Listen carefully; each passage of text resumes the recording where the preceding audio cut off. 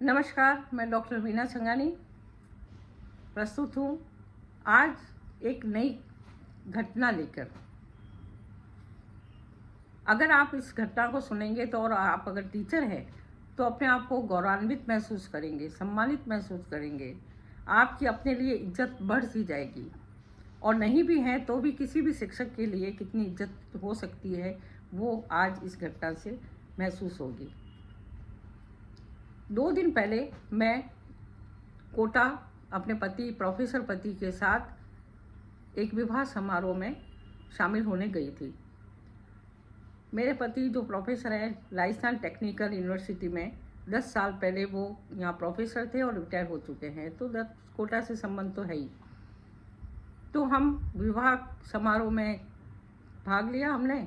उसके दूसरे दिन हमने सोचा कि कुछ 2-4 जो परिचित हैं पुराने उनसे मिले, वहाँ के प्रसिद्ध खड़े गणेश जी हैं उनके दर्शन किए, और वापस लौटने से पहले सोचा कि कहीं लंच ले लेते हैं। तो हम एक रेस्टोरेंट में लंच देने चले गए।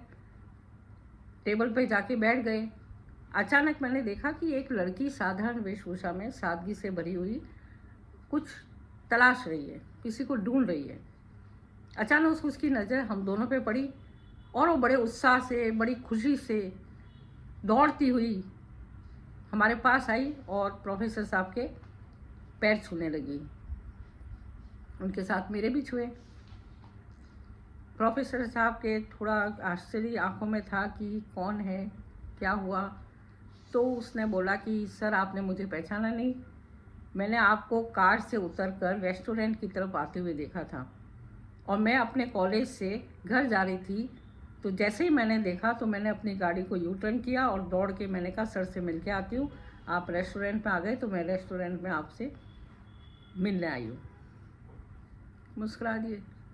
फिर कहा सर शायद आपको याद नहीं, आप जहाँ पढ़ाते थे वहाँ इंजीनियरिंग कॉलेज में मैंने आपसे पढ़ाई की है, और मैं भाग्यशाली हूँ कि आपसे पढ़ाई करके मैं आज इस मुकाम तक पहुँची हूँ। लेकिन मुझे याद है कि जब मेरा एडमिशन हुआ था तो मेरे पिताजी ने ट्यूशन फीस सहित सारी फीस टाइम पे जमा करा दी थी।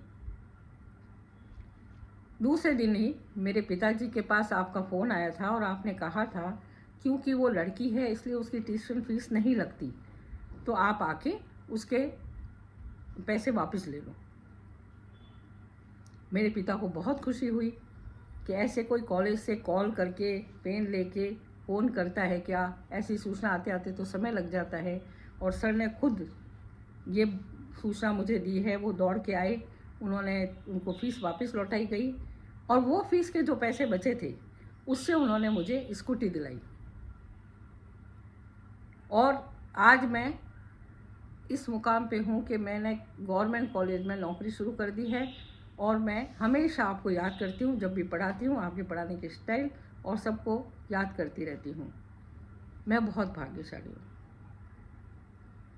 सचमुच वो क्षण ऐसा था जब प्रोफेसर साहब की आंखों में चमक सी आ गई थी, जैसे उन्हें गुरु दक्षिणा मिल गई हो।